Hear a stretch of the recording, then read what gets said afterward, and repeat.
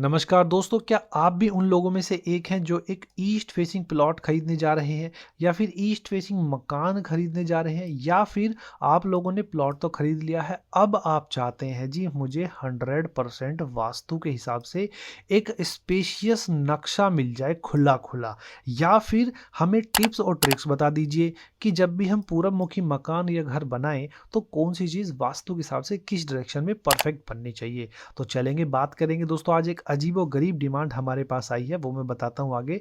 जैसे आज का हमारा क्लाइंट का प्लॉट साइज़ होगा जी 40 फीट बाई 60 फीट का, जो कि स्क्वायर फीट में बात करें तो 2400 और गज में 266.67 का, जिसके सिर्फ़ और सिर्फ़ ईस्ट साइड में रोड है। दोस्तों देखिए, आपके यहाँ पे सवाल का जवाब भी मिलेगा। आज बहुत सारे लोग हर बार बोलते हैं जी आप चारों साइड में विंडोज़ दे देते हो। आज के टाइम पे तो एक साइड रोड ही सही से नहीं मिल पाता, तो आप चारों साइड में कैसे दे देते हो? बता देता हूँ दोस्तों। उनमें क्या होता है कि चारों साइड में क्लाइंट की ना खाली जगह होती है, तो इसीलिए यहाँ पर दिया जाता है। अब जैसे कि आज का क्लाइंट का प्लॉट 40 बाई 60 का है, तीनों साइड में दूसरे की प्रॉपर्टी दी गई है। अब हम लोग इसमें से कुछ एरिया में इतना स्पेस छोड़ने के बाद ऐसे ही कुछ बिल्टअप एरिया में यहाँ पर इतने एरिया में घर बनाएंगे, तो अब हम यहाँ पर भी विंडो दे सकते हैं, यहाँ पर भी विंडो दे सकते हैं और यहाँ पर भी विंडो दे सकते हैं। क्लियर है? अब मोस्ट इंपॉर्टेंट चीज़ के बारे में बात करेंगे, आज की रिक्वायरमेंट जी क्या क्या बनाना है आज के इस प्लॉट में। ध्यान से समझेंगे। सबसे पहले 2 बेडरूम चाहिए, जो कि बड़े बेडरूम होने चाहिए। बड़े कितने? देखो, यहाँ पे क्लाइंट को बेडरूम के साथ-साथ बेडरूम के अंदर ही ड्राइंग का स्पेस भी चाहिए। ड्राइंग का स्पेस मतलब उसके सोफ़ा सेटिंग भी होने चाहिए, तो समझिए आप कितने बड़े बेडरूम का साइज़ आपको देना पड़ेगा। उसके बाद 2 टॉयलेट अटैच चाहिए दोनों में, और दोनों में ड्रेसिंग चाहिए। उसके बाद lobby, living, common toilet, dining area, उसके बाद ओपन किचन के साथ में क्रॉकरी यूनिट भी। अगर आप लोग नहीं जानते क्या होती है, मैं आगे बताऊँगा क्रॉकरी यूनिट। उसके बाद स्टेयरकेस, घर के अंदर से पूजा घर, यहाँ पे कार पार्किंग, लॉन एरिया या फिर गार्डन एरिया भी आप लोग इसे कहकर समझ सकते हैं। तो चलेंगे 100% वास्तु नक्शा आपके सामने। तो लीजिए 40 बाई 60 में 2 बीएचके पूरब मुखी घर का नक्शा आपके सामने। अभी दोस्तों यहाँ पर ध्यान से पूरी टिप्स और ट्रिक समझेंगे पूरब मुखी प्लॉट में कहाँ पर क्या आना चाहिए। सबसे पहला सवाल, जब भी आप लोगों का प्लॉट पूरब मुखी हो तो गेट किस साइड में देना ज़्यादा सही होता है? ध्यान से समझेंगे। अगर आप लोग गाड़ी पार्किंग नहीं ले रहे हो तो मिड में आप लोग बहुत ही अच्छा रहता है, अपना एंट्री डोर दे सकते हो। लेकिन जब आप लोग गाड़ी पार्किंग दे रहे हो तो आपके पास सिर्फ और सिर्फ 2 ही ऑप्शन बनते हैं कि गेट या तो लेफ्ट में जाए या फिर राइट में जाए। क्लियर है? अब वास्तु के हिसाब से दोनों कौन से सही हैं? दोस्तों, नॉर्थ ईस्ट का ये राइट वाला जो गेट का ऑप्शन होता है, ये बहुत ही ज़्यादा अच्छा होता है वास्तु के हिसाब से, जैसा हम लोगों ने यहाँ पर दिया हुआ होता है। लेकिन यहाँ पर जैसे ही हम लोग एंट्री करेंगे, इतनी बड़ी गाड़ी पार्किंग हम लोगों को मिल जाती है, जो कि 11 फीट बाई 19 फीट की हो जाती है। अब यहाँ पर एक छोटा-सा ही वास्तु दोष हो जाता है कि कभी भी नॉर्थ ईस्ट में आप लोगों की दोस्तों गाड़ी पार्किंग नहीं आती, बल्कि साउथ ईस्ट में यहाँ पर बहुत अच्छी गाड़ी पार्किंग दे सकते थे, लेकिन इधर गेट नहीं दे सकते। तो कुछ चीज़ आती है, कुछ चली जाती है। इस बात का आप लोग ध्यान रखेंगे। अब आगे चलते हैं, आगे बात करते हैं। यहाँ पर मेन डोर आपको मिल जाता है। वास्तु के हिसाब से एकदम परफेक्ट है। फेसिंग देखो नॉर्थ की तरफ लगाई गई है। ये देखिए यहाँ पर आपका मेन डोर की फेसिंग नॉर्थ है। बहुत सारे लोगों का कन्फ्यूजन आता है, क्या हमें घर के अंदर के दरवाज़ों का वास्तु चेक करना चाहिए घर बनवाते वक़्त? दोस्तों नहीं, सिर्फ़ और सिर्फ़ आप लोगों को वास्तु चेक करना है अपने मेन गेट का और उसके बाद मेन डोर का। बाकी घर के अंदर जितने भी दरवाजे हैं उसका वास्तु चेक करने की कोई ज़रूरत नहीं है। चलेंगे दोस्तों, सीधा-सीधा जितना ज़रूरी है उतना ही वास्तु लेंगे। किसी की तरह गोल-मोल नहीं करना है, जो इतने सारे चक्र लेकर के जो वास्तु वाले आजकल घूमते हैं दोस्तों, ऐसी कोई चीज़ नहीं करनी है। जो एक नॉर्मल वास्तु घर के अंदर होना चाहिए ज़रूरी, वो चीज़ आपको लेनी है। क्लियर है? चलेंगे आगे। देखो, नॉर्थ ईस्ट में एकदम परफेक्ट पूजा घर मिल जाता है और पूजा घर की फेसिंग भी दोस्तों एकदम करेक्ट होगी। क्लियर है यहाँ तक? उसके बाद चलेंगे आप लोगों को। देखो यहाँ पर कितना सुंदर ये इतने एरिया में डाइनिंग एरिया मिल जाता है। पूरा बहुत ही अच्छा यहाँ पे दिया गया है, ईस्ट साइड में दिया गया है। सनलाइट की भी दोस्तों कोई कमी नहीं है, प्रॉपर सनलाइट आएगी। उसके बाद डाइनिंग टेबल भी आप लोगों की एकदम परफेक्ट है। जी हाँ, डाइनिंग टेबल का भी वास्तु होता है। कभी भी ध्यान रहे, आप लोगों को साउथ की तरफ बैठ के खाना नहीं खाना है, फेस करके। बाकी किसी भी दिशा की तरफ आप अपना फेस करके खाना खा सकते हैं। नेक्स्ट हम लोग आगे बढ़ेंगे। साउथ ईस्ट कॉर्नर में आप लोगों को किचन मिल जाती है, वास्तु के हिसाब से एकदम परफेक्ट है दोस्तों। ठूस-ठूस के यहाँ पर मैंने आपको वास्तु दिया हुआ है आज के नक्शे के अंदर। वीडियो, जानकारी, नक्शा अच्छा लगने पर लाइक, कमेंट, शेयर ज़रूर से करते रहिएगा। चलेंगे दोस्तों, किचन के इंटीरियर के बारे में बात करेंगे। क्या सही है वास्तु के हिसाब से, सही दिशा में एक चीज़ लगाई गई है या नहीं? सबसे पहले फ्रिज देखेंगे दोस्तों, वास्तु के हिसाब से साउथ में आना चाहिए, तो बिल्कुल साउथ वाली साइड में लगाया गया है। गैस हमेशा पूरब की तरफ फेस करके लेडीज़ खाना बनाएगी, तो बिल्कुल सही डायरेक्शन में लगाई गई है। और नॉर्थ की तरफ फेस करके बर्तन को धोना है, तो ये भी बिल्कुल सही लगाई गई है। अब यहाँ पर दी गई है आपकी क्रॉकरी यूनिट, फोटो आपके सामने है, किस तरह की होती है देख सकते हैं। यहाँ पर देखो फ्रंट में ये विंडो दी गई है किचन में प्रॉपर वेंटिलेशन के लिए। अब ध्यान से समझिएगा, बहुत सारे लोगों का क्वेश्चन आता है कि विंडो आपने ये ना साइड में दी हुई है, आप विंडो को यहाँ पे मिडल में भी तो दे सकते थे, साइड में देने का क्या कारण है?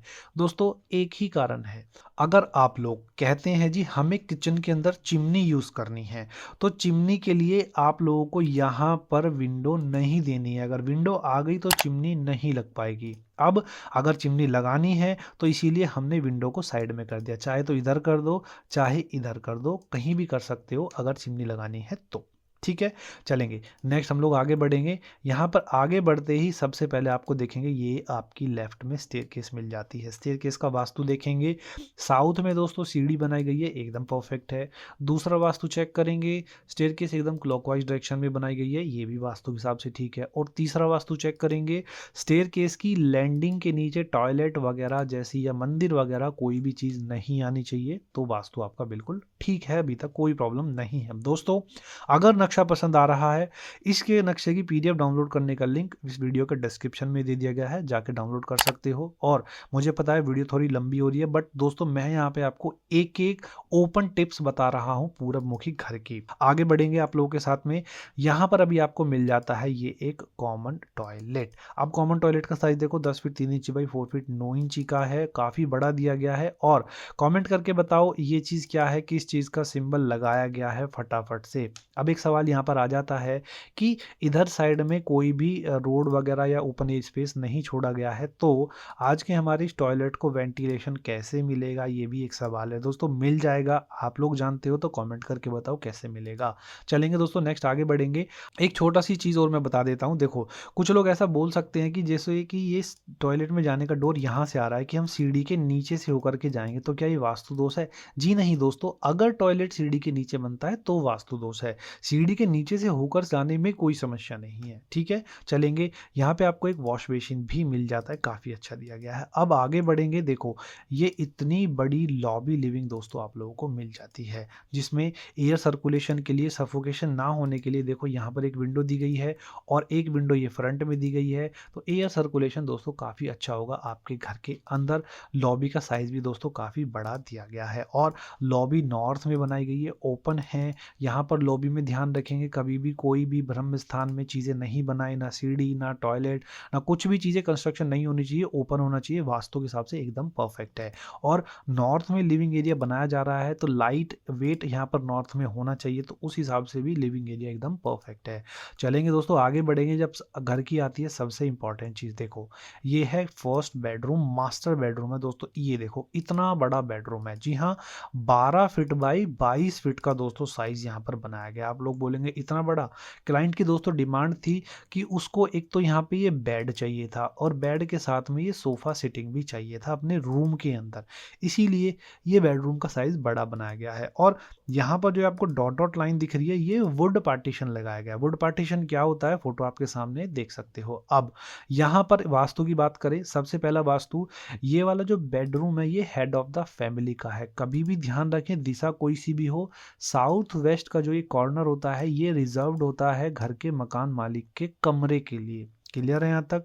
दूसरा, बेड की पोजीशन की बात करें तो ये वास्तु के हिसाब से एक नंबर पोजीशन आती है। जब कभी भी आप अपना हेड करके सोएं साउथ में, हमेशा इसी दिशा में सोएं पहले नंबर पे।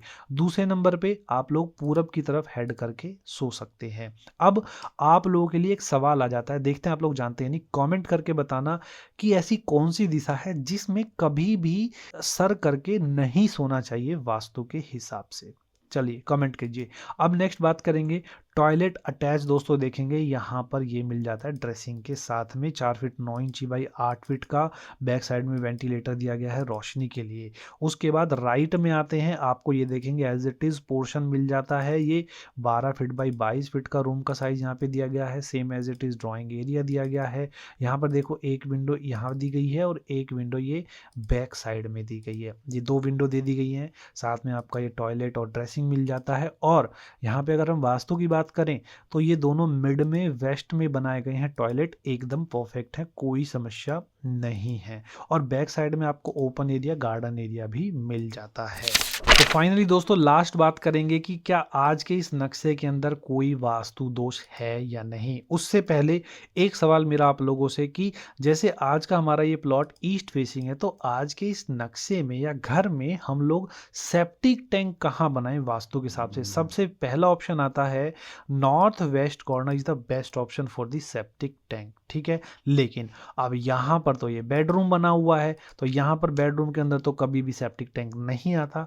अब कमेंट करके बताओ, मैंने बहुत सारी वीडियोस में बताया हुआ है किस कंडीशन में आपका सेप्टिक टैंक कहाँ बनाया जाना चाहिए, ठीक है। अब बात करें वास्तु दोष की।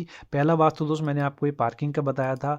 दूसरा वास्तु दोष की अगर हम बात करें, आज के जो हमारे ये बेड की पोजीशन है ये सबसे ज़्यादा गलत है। कभी भी नॉर्थ साइड में दोस्तों सर करके नहीं सोना चाहिए, इस बात का आप लोग ध्यान रखेंगे।